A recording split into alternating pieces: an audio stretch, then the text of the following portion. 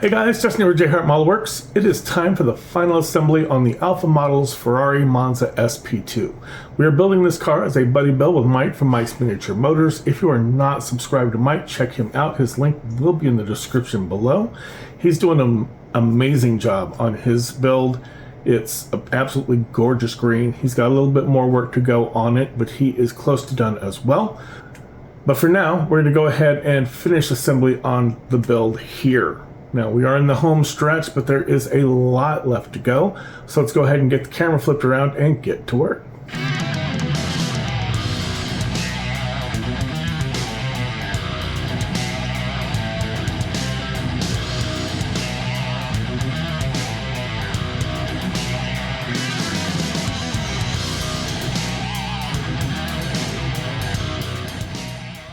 Starting things off, we have sanded and polished the body and we have masked off our sides so that we can spray our wheel arches as well as the trim that runs along the very top edge of those wheel arches with some Mr. Surfacer 1500 black.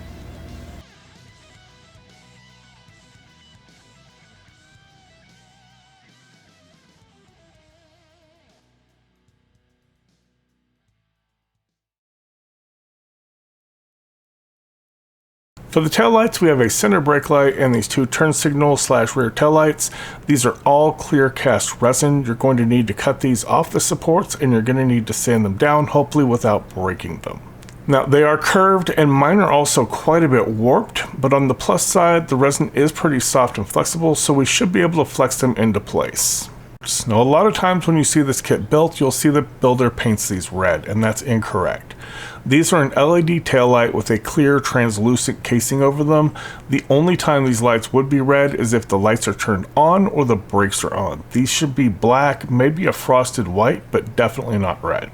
Once we have these cut off the supports, we're going to start sanding them with a 400 grit sander, then we'll move up to a 600 and 800. It's important that you keep a finger from the other hand behind the sander at all times.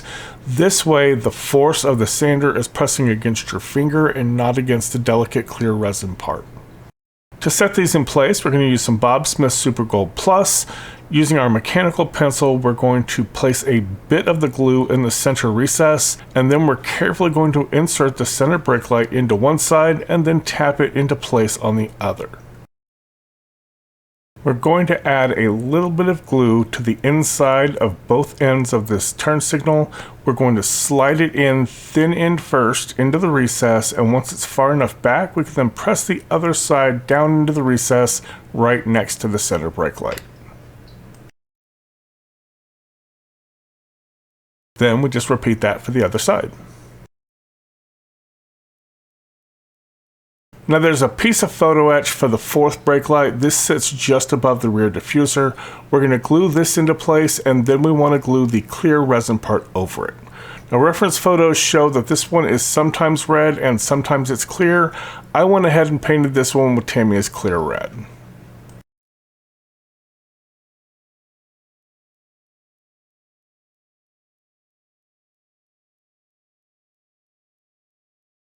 Next up, we need to set one of these photo etch Cavallino ponies for the rear logo. We set it on a bit of blue tack to make it easier to handle, and we added just a tiny drop of CA glue to the back side of the photo etch. We then want to carefully set this into place in the center of the rear panel. Now, having the stripes painted like we do helps with this, as we can line this logo dead center up with the center of the stripes. Now we want to set our Ferrari script. We have another piece of photo etch for this, and we want to make sure that the second R lines up, again, dead center of the car. For this, I'm going to be using some Tamiya Clear multi-purpose cement. This stuff is interesting. It dries crystal clear, it's fairly easy to clean up, it's very gentle on paint, unlike CA glue, but it takes at least 5 to 10 minutes to set and like overnight before it's cured. Using a toothpick, we're going to apply a very thin amount on each side of the script, and then we're going to set it into place. Again, we want to get that second R lined up dead center.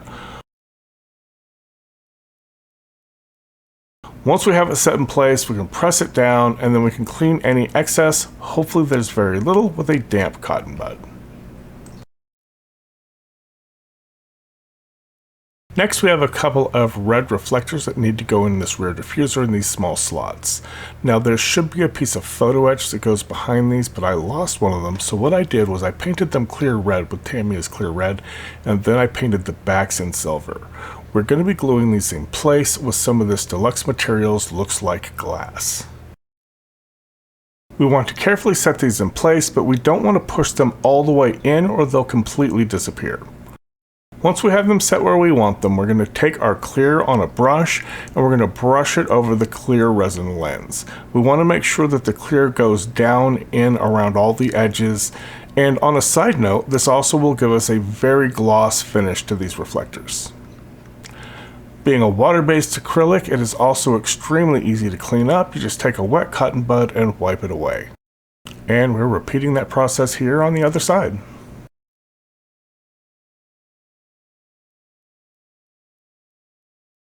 Time for our exhaust. Each side consists of the exhaust tip and a mesh cover. Personally, I think the mesh should have been a photo etch part, but Alpha Models did these in resin.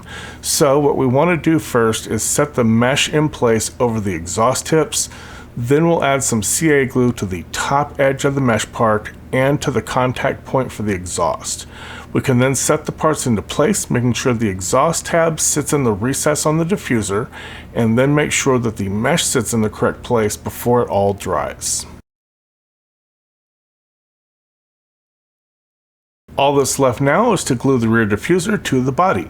Now, I use quite a bit of glue on this, but this rear diffuser is kind of a heavy part.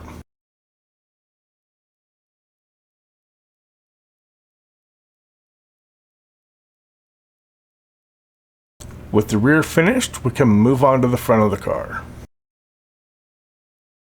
Moving to the front, we have a piece of photo etch for the radiator. One side has a pattern to it, which is kind of hard to see in the light.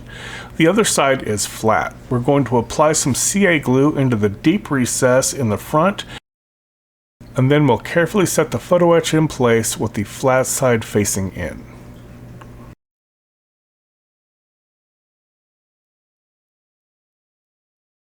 Now, I believe these are parking cameras, and if you look close, there's a circle where the lens should be.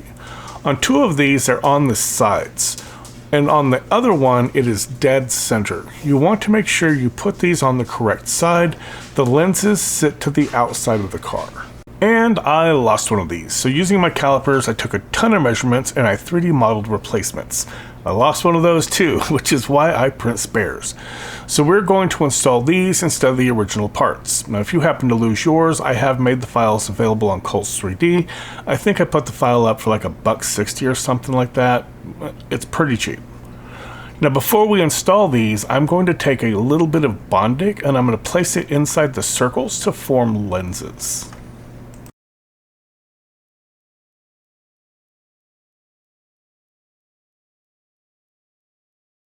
Once we have our drops in place, we'll just hit it with the little UV light here for about 10 seconds, and we should be good to go.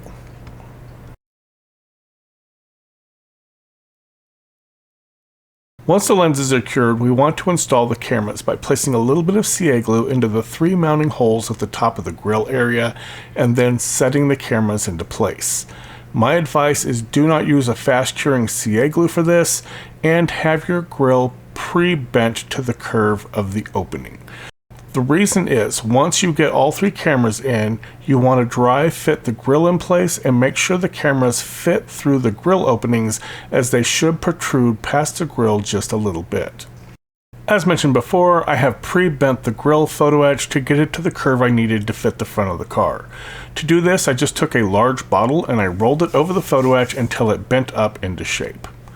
There are 2 raised areas on each side of the radiator and the grill opening. We will place a tiny drop of CA on each of these and we'll spread it around using a toothpick so it's nice and thin. Then the photo etch grill should just drop into place. I should have put the Cavallina pony on the grill before mounting it in place.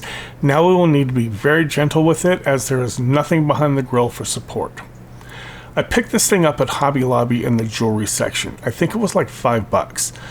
It's made for picking up very small things like beads and crystals.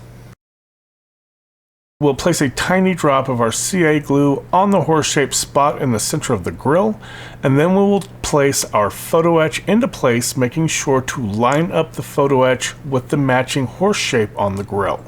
We want to be very careful not to push in and deform the grill or break it loose. And that worked out pretty dang well. Next, we need to work on the front splitter. We have some photo etch grills that need to go over the side recesses. I've already set one of them. A lot of times I'll do one of them to figure out what I'm doing, and then I'll show you on the other one once I've got it figured out. That's what we're going to do here. Now you'll see there is a sharp end and a more rounded end. The rounded end goes towards the front, the sharp end towards the rear. But the front needs to curve a little bit. So we're going to take it and we're going to press the front end around the shaft of our hobby knife. We don't need a sharp curve. We're just going to bend it a little bit. That may have been too much. We'll straighten it out a little bit. Then another test fit to make sure that it fits. All right, maybe we did need a little bit more curve to the front. A little bit more bending and another test fit, and that's about perfect. Now to glue this in, I am only going to glue the top edge. The reason is the top edge isn't very visible. It'll be covered up by the body. So if you make a mess on the bottom edge, it'll be very visible. It won't be that visible if you mess up on the top. We're just going to drop our photo etch into place. And we want to make sure that everything sits flush along that top edge so that it doesn't bump into the body when we try to put this splitter into place. There are 3 mounting holes under the front of the body. We're going to apply a little bit of CA glue into each of these holes. Again, not a lot. We don't want it squishing out and going everywhere and making a mess. And then we're going to set the front splitter into place, lining up the 3 tabs with the slots. Now there is one more piece to the front splitter. We have a body colored front lip. There are 2 holes in the splitter and 2 matching tabs on the front lip. We're going to add a little bit of CA glue to each of these tabs, and then we're carefully going to set the front lip into place. Now for the headlights, and this was frustrating. The part numbers on the suggestions do not match the correct parts for the headlights. Each headlight consists of a resin housing and a clear lens. You then have 4 more outer clear lenses that need to sit over these assemblies on the body. You really need to look at the shapes of the housings and the lenses and make sure they line up. They all look alike, but they're not. They are all slightly different. The housings also have a set of ridges on them. These are heat extractors. These need to go towards the top, and they need to go towards the outside of the car. Because clear resin parts tend to yellow over time, I hit them with some Mr. Hobby GX112 UV Cut Gloss Clear. This has a UV blocker in it that will reduce or prevent yellowing over time. We're going to apply a little bit of Bob Smith Super Gold Plus CA onto our resin housings, and then we'll set the matching clear lenses over it.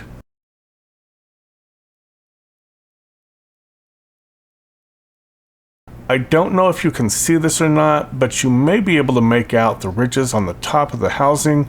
Like I said, these need to go to the top and towards the outside of the car. We're going to apply some CA glue to the bottom of the housing and then set it into place in the recess. Now I messed up and I pushed these out towards the outer edge of the car, and that keeps the outer lenses from sitting as nice as they should later. When you set these in place, do not do what I did. Instead, push them in towards the car's center. We're going to repeat this whole process for the remaining 3 lights off camera, and then we'll move on to setting the clear outer lenses.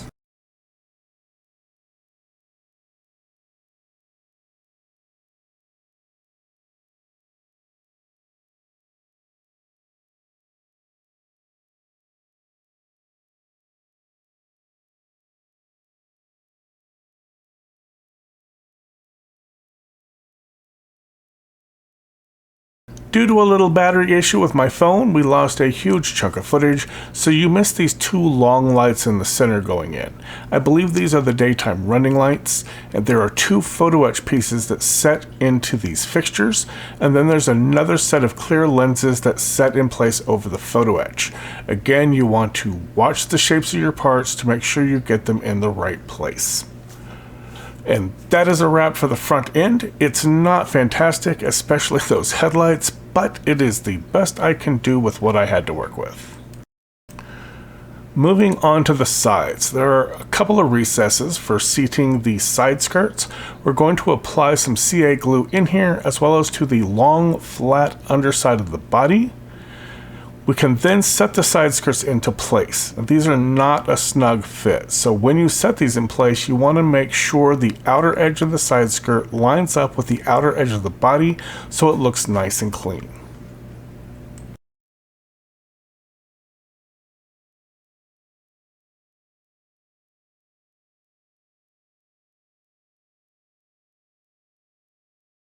Next, we have these carbon fiber side vents that go into these recesses in the side of the body. We want to add some CA glue to the inside of the recesses, and then we'll set this part in place. If you look at the panel line, it slopes up as it goes back towards the back of the car. These parts have a matching angle to them. You need to make sure you insert the right one or it's not going to go in. Now, it does take a bit of wiggling, but eventually it will pop into place snug in that recess. Next, we have some photo etch plates. These have some lettering on them which needs to go towards the front, and it sits on the raised ledge on the center of the vent pieces.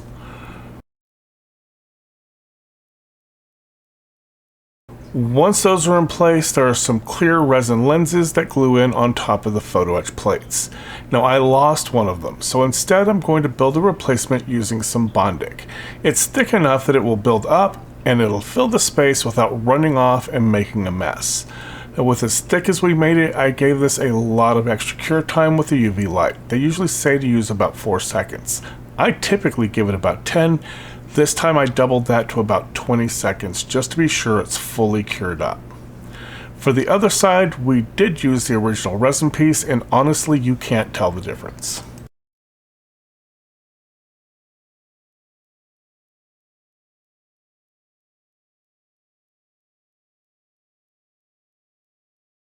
From here, we're going to move on to our license plate. Now, as usual, I printed up my own plates using DIY decal sheet and I applied them to some soda can aluminum. Once again, I lost that footage, but you've seen me make plates before in previous builds. What I'm doing now is I'm taking a jewelry awl, which is a fancy name for a long, crazy sharp, pointy metal stick, and I'm poking a couple of starter holes where the bolts should go. We're going to glue the license plate onto this plate frame that I 3D modeled and printed, as there really isn't one in the kit. We'll just apply a little glue to the plate frame, and we're going to use the bead setter tool to set the plate in place. My brother Chris from CD Scale Models sent me some insect pins that have a small flat metal head on them, unlike the ones I usually use that have a small black plastic ball. The license plate space on the rear diffuser is curved in 2 different directions. It curves top to bottom and side to side as well. So you can either set the plate so that it sits mostly flat on the diffuser, but that seats it at an odd angle facing down towards the ground, or you can seat it correctly, but that gives you a very small contact patch for the license plate to sit on the diffuser. I'm worried that doing so, any slight bump could knock the plate off, but I have a plan to try and fix this. If you remember at the beginning of the license plate section, we made 2 small starter holes with that jewelry awl. We're going to use a 0.4mm drill bit, and we're going to drill through the plate and the mounting plate.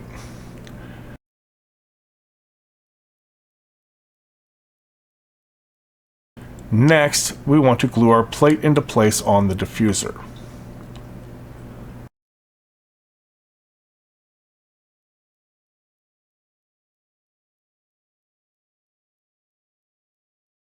Now we're going to very carefully drill a hole deep into the rear diffuser.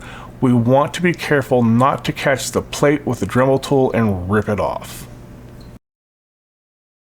Once our holes are drilled, we want to cut our insect pins down so they are long enough to go through the plate and the frame and go deep into the diffuser, but they're still short enough that they will go all the way in and sit flush against the license plate.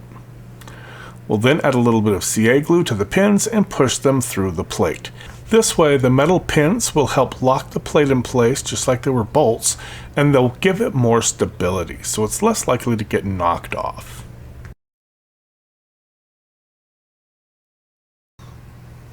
Alpha Models gives us some photo etch to go on top of the brake calipers with the Ferrari logo. The logo is way too shallow. As soon as you get primer and paint on these, that Ferrari logo will disappear. There should have been decals included, but Alpha didn't include any, which is kind of disappointing. If the lettering went all the way through the photo etch, this would work, but that is just way too shallow. Instead of using photo etch, I made my own decals using DIY decal sheet. One thing that was pointed out to me at the Ferrari showroom I visited in Houston is that the F in Ferrari should always go on the top of the caliper. So if you do DIY decals, make sure your F goes on top. Okay guys, we are in the spray booth and we are going to test out a new paint. We have ProScale's Carbon Ceramic Gray. I've been wanting to try Paul's paints over at ProScale for a while now. I have not really wanted to pay that shipping price though. It was $20 to ship paint from them, so I did not just grab this. I also grabbed a few other colors as well. I grabbed the Viola Pacife, Alfa Romeo's Montreal Green, and some textured black.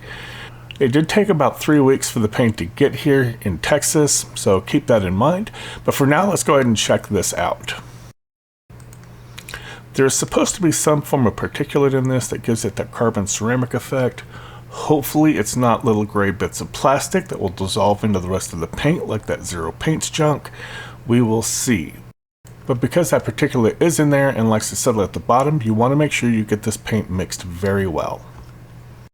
Now I've already prepped the rotors with some Mr. Metal Primer and a couple of coats of Mr. Surfacer Black. So here we go.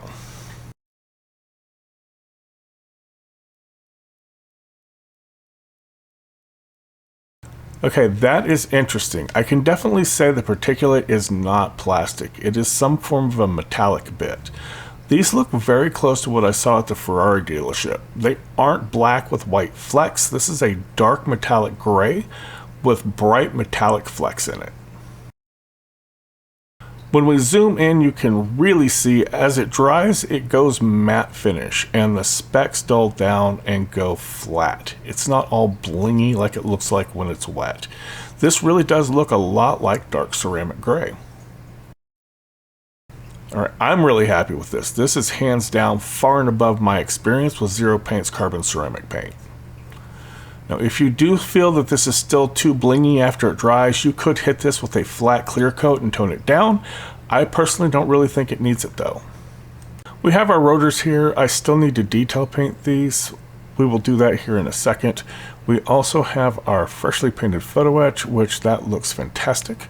Now there is a set with a larger opening in the center. These go on the front, and the ones with the smaller opening go on the back.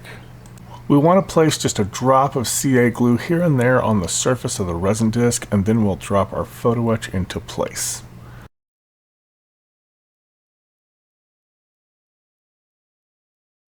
After that, we're going to repeat that for the back side as well, and our rotors are done.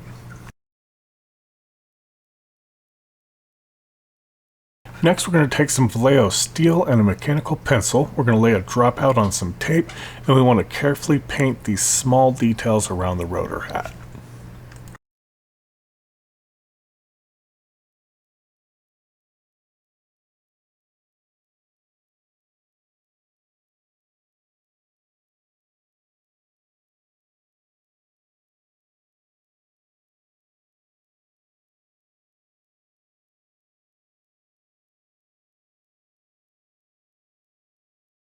So the brake rotors are all the same, as are the wheels.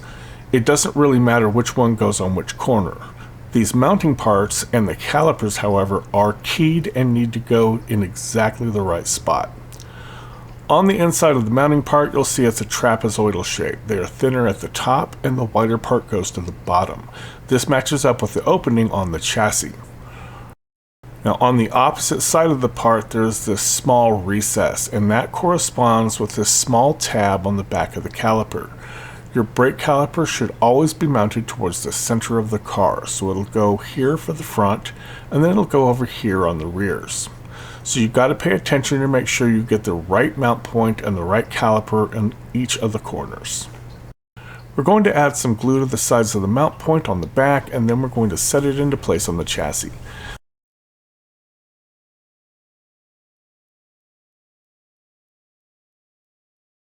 We can then add a little glue to this recess and install our caliper.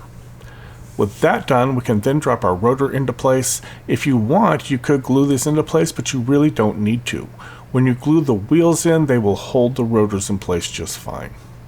The tires fit pretty loose on the wheels. Now I thought maybe I had mismeasured something, as I am using 3D printed wheels that I custom sized to match, but I really didn't. The tires fit loose on the original kit wheels as well. So we will want to glue these tires onto the wheel. We don't need a lot of glue on here, but we do want to make sure we have glue on at least the two opposing sides of the wheel. Also, the tires are going to have some rough edges from where they poured the rubber. Even if you try to clean these up, this side's going to be pretty rough. You will want to make sure that this side faces the inside of the car. We want to put a bit of glue on the center of the wheel, and then we can drop it into place in the wheel mount.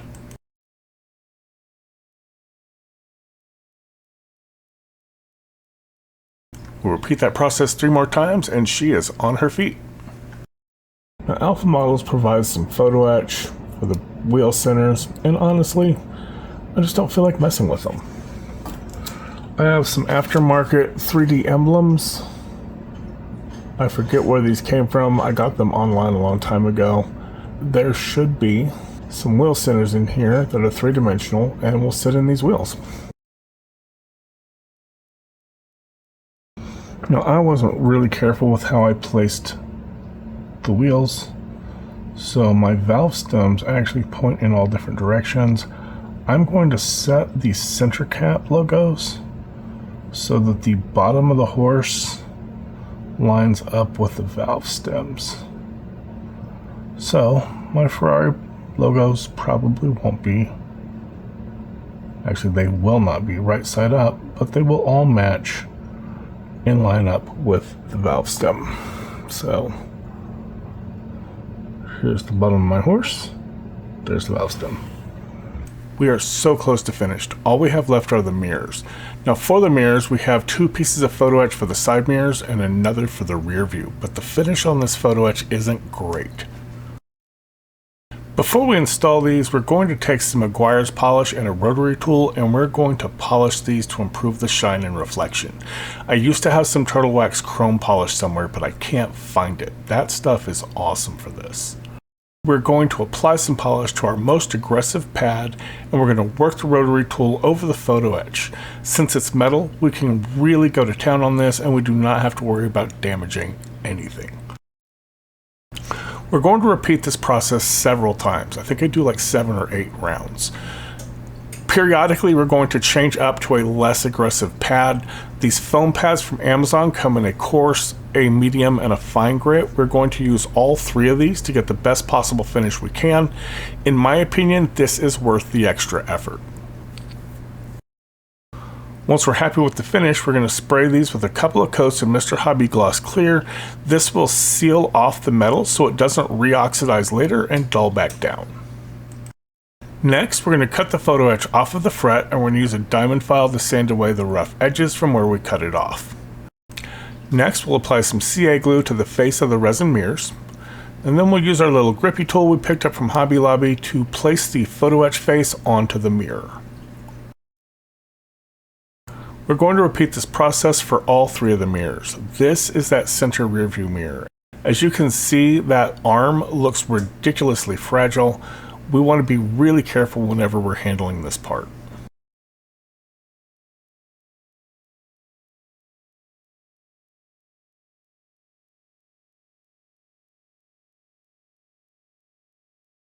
All that's left is to glue the mirrors into place. Now the fit on this central one is kind of weird. It fits, but it kind of wobbles a little if you don't get it in right. So you want to take your time and make sure that you get it seated correctly, and make sure that the surface for the base of the mirror matches up with the surface for that center console part. The side mirrors, in theory, should just be plug in and go. Unfortunately, mine didn't want to fit correctly, so I did find that there was a little bit of debris in the opening where some excess resin was in there, so I just used my hobby knife to clean it out. And I also trimmed away just a little bit on the mounting nub on the base of the mirror. After that, they just dropped in with no problem. And that, my friends, is a wrap for this build.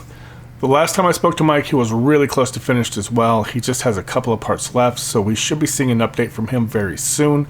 Check out Mike's channel to see his build. The link is in the description below. He is doing a beautiful green build. That color is amazing. As for what I have going on this Saturday, March 15th, is RiverCon in Shreveport. My brother Diedrich hit me up asking me if I was going to go, and he kept asking until I finally consented. So I will be there on the day that this video comes out. If you are at RiverCon, come find me, say hi. I would love to meet you. And right after I committed to going to RiverCon, I then remembered that the MCMA Showdown, the show that I've been posting on my videos for the last couple of months now, yeah, that show is the very next weekend, March 22nd. So if you're in the DFW area, come find me at that show as well. Bench-wise, I have started on the Corsair build. I'm mostly just test fitting things right now, but I do believe I have all the parts I'm using cut off the sprues and cleaned up. They should be ready to start paint and primer very soon.